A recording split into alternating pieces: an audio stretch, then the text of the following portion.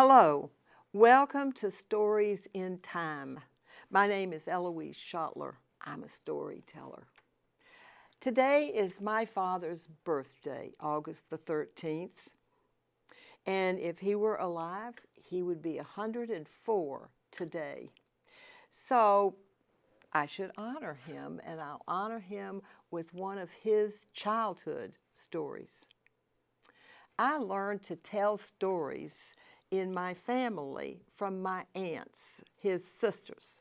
They were talking women, and they talked about everything, and they made up stories, mostly about each other. I have to tell you that part. And they loved to tell this particular story about their brother Robert, my daddy.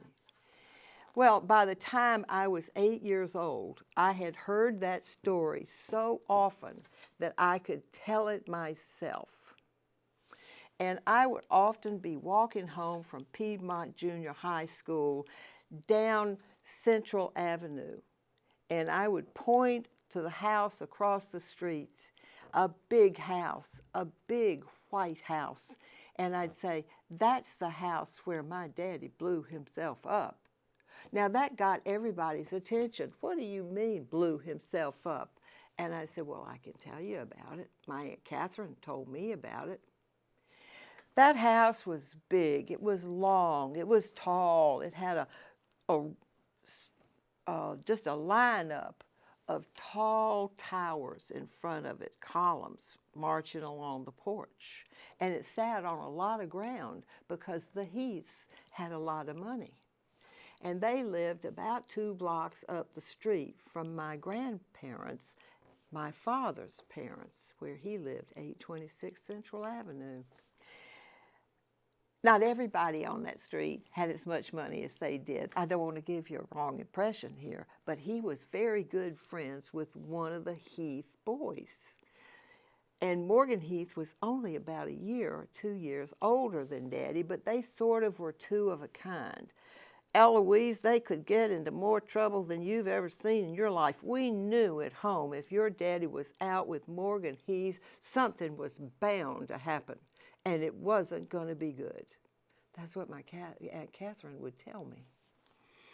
Well, one afternoon, a hot summer afternoon, they went back up there, and out in the back was a peach orchard that had peaches lined up.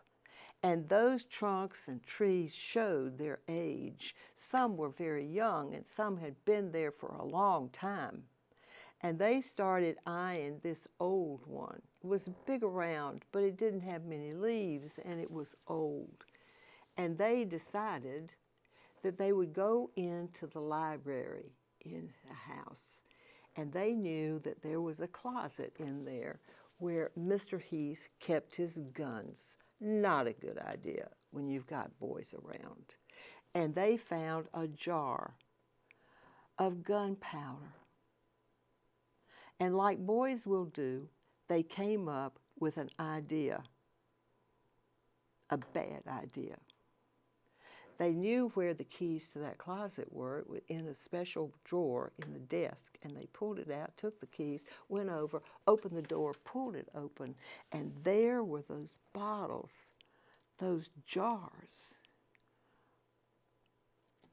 of gunpowder, and they took one big one, and they ran out to the bottom of the orchard where that old tree was just minding its business, and they put like a wick down the road, down the lot. They sprinkled out that gunpowder until they got to the tree, and then they made it like a rope around the bottom of the tree. That's the fuse. It'll blow this tree up. They're going to blow this tree up. And then they ran back as far as they could. Now these boys, my dad must have been about 11. That would make Morgan Heath maybe 13. One of them should have had some sense. But it became clear that neither one of them had any sense, because they went back, they started that fuse, and it sort of just hardly gave them a flame as it went down the line, and nothing happened. They waited and waited, and nothing happened. And so Morgan said to Daddy, Robert, go down there and see what's the matter. We've got to fix it. Check out and see what's the matter with the fuse.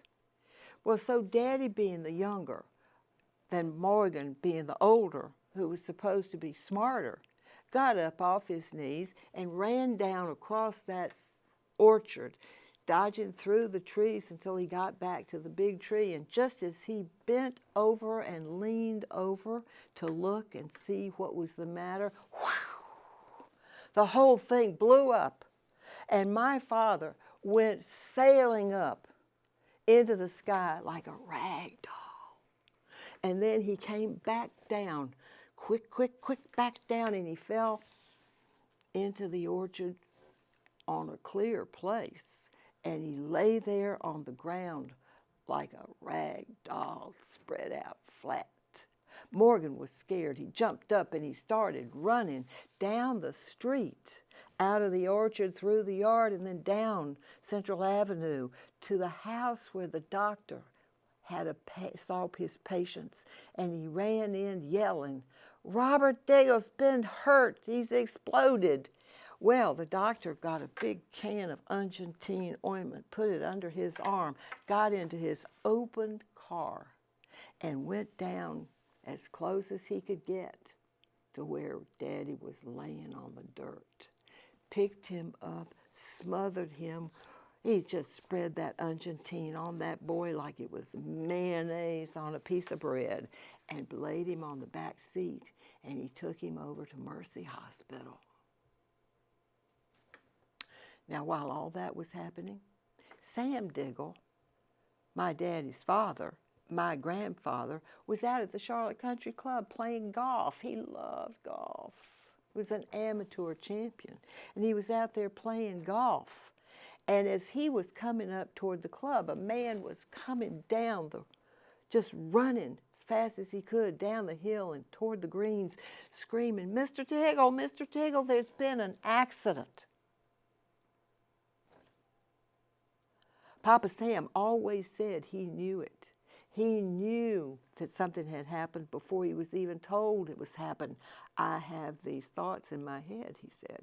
I knew that something would happen, and I knew that it was probably Robert that was in that accident, and he started running. Well, by the time he got to Mercy Hospital, where my daddy had been born, my father was back in a bed, swathed with bandages like an Egyptian mummy. And the only thing that you could see was his brown eyes looking out through slits over his eyes.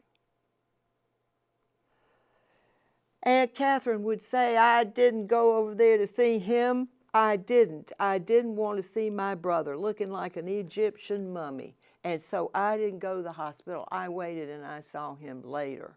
Later, well, we were glad because we hadn't thought that Robert would live through the night.